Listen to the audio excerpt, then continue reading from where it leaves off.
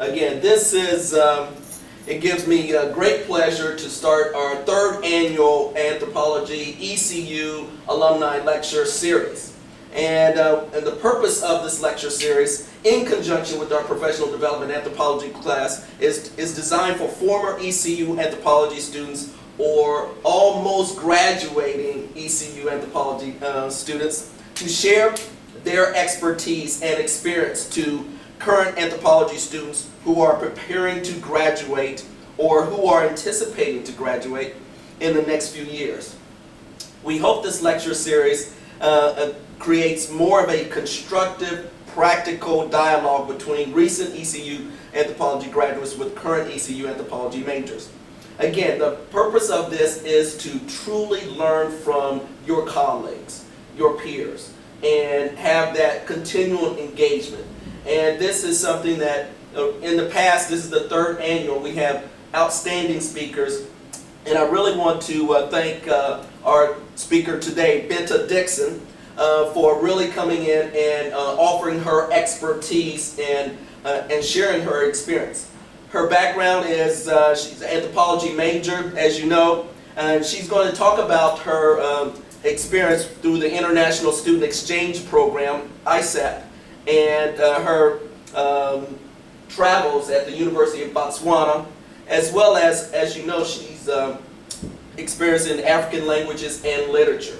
So, and plus, she took this class 3 years ago. She was the first set of students taking this class. Again, it gives me great pleasure to introduce Binta Dixon.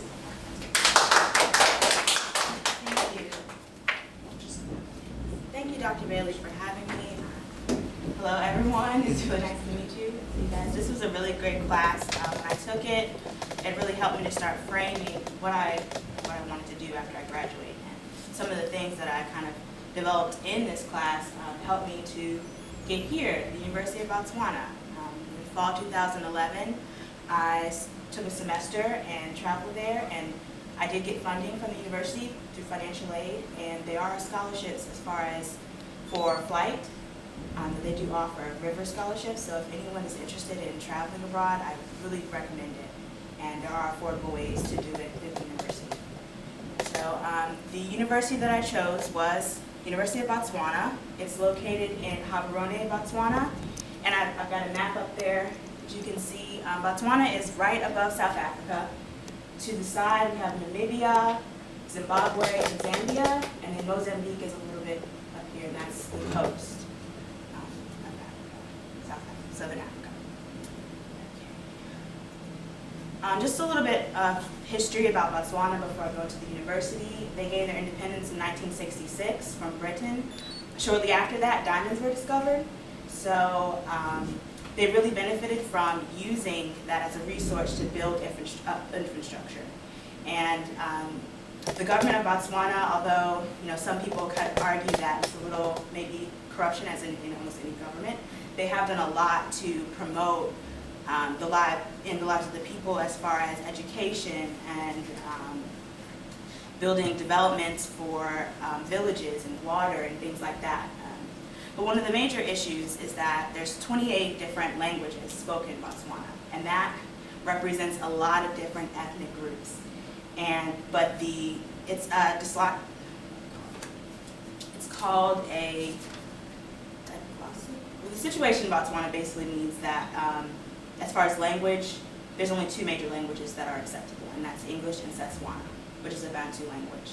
If you don't speak those languages, it's hard to get a job, you can't really go to school. And because there are so many different people in the country, it makes it difficult for a lot of the more minority groups to gain economic stability. So the language policy really doesn't promote language diversity and cultural diversity. They basically see everyone as Botswana, which is what one person or a couple people who are from Botswana are called, or Botswana is one person in Setswana represents, and it really is a nationalistic type. Even in the language, you can tell that they're very concerned with nationalism. Okay, let's see. This here is a library. University of Botswana is a very big university. This picture with the cattle represents how the university was created. They said that it took about 8 cattle, and people from the community came out and actually supported the building of the university through donating cattle. And cattle is a huge, huge industry in Botswana. A lot of people are farmers. Bantu people are traditionally farmers, and they carry on that tradition. It's very important. Cattle is seen as basically a form of currency and a form of status. The more cattle is, the better. And also, it is still used in some ways for bridal prizes and things like that, marriages. Just some about campus life. This is the dorm that I lived in Vegas. They're some of the nicest dorms on campus. They don't have heat or air conditioning, but they do have internet, and that's kind of a big plus for us. And plus, they are gated, so it was it was safer than some of the other dorms. On the other picture, you can see the student center. It's relatively new. A lot of development is happening in the university. It's actually only 27 years old. So it's a new university, and they really are, I think this is the second year that they did their abroad program. So it's really new as far as international students, and they're trying to build that up a lot.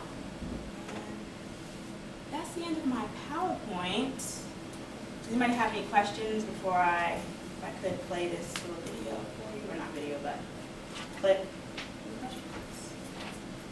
So did they actually have like an anthropology department there at that university? No, they don't. The closest thing was the African Language and Literature Department, which deals with African cultures and languages. However, at the time, they don't offer any other languages besides Setswana and Bantu languages, because no one will sign up for those courses. But they're even, what I've heard is that students are even kind of like apprehensive to show interest in Khoisan speaking languages, because to be associated with that is pretty bad. So did you take classes while you were there? I did. I took 5 classes.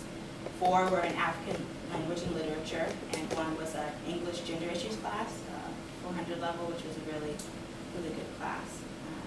But mostly I focused on rites of passage, languages of Botswana. I took Setswana, introduction to Setswana, and I also took another language class, which deals more with literature and oral literature. Yeah, excellent presentation. I thoroughly enjoyed learning so much about your experience there. One of the things that I've noticed is many times when we go abroad and go to other countries, we concentrate on a lot of the differences. Yet I'm kind of curious, were you surprised what type of similarities that came across once you were there, you're conducting fieldwork, you're actually talking with individuals and going through the countryside, but also at the university, and what were some of the similarities that kind of surprised you? As opposed to America? Yeah. I think there was a lot of similarities. One thing that I definitely didn't expect was, I guess the most obvious thing is the dress.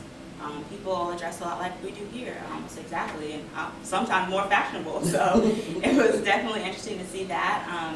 I think that people in general are so similar everywhere.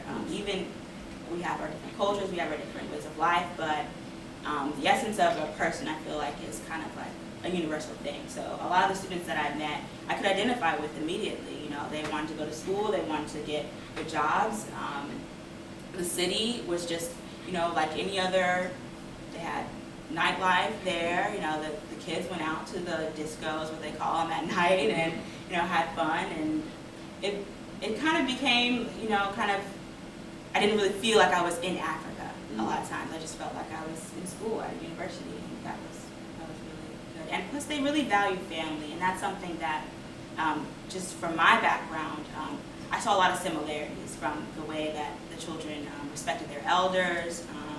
Grandparents were extremely important.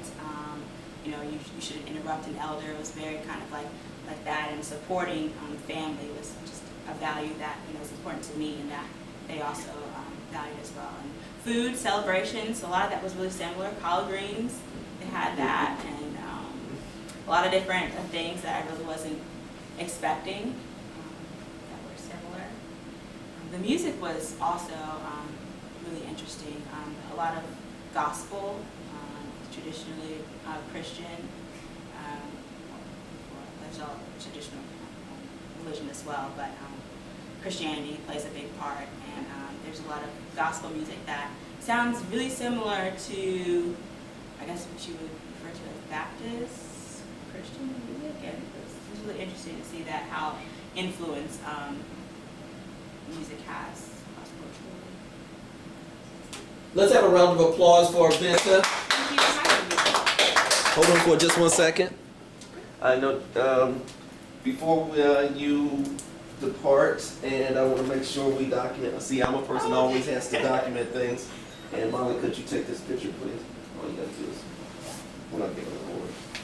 Well, I've been very blessed to have Binta as a student and also a part of our program. This is the ECU Anthropology Alumni Lecture Award, and this is to acknowledge your professional achievements and to give appreciation for graduating from our East Carolina University Department of Anthropology. I want to thank Binta again. Let's have a thank you so much. I appreciate it. I appreciate it. Thank you so Thank you much. so You did an much. outstanding job, and I've been. Thanks. And see, one of the things here you go.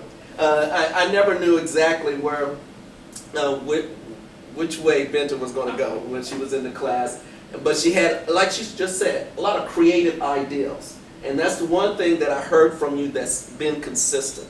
And it wasn't necessarily a specific tract. It was always trying to create what she really had a passion for.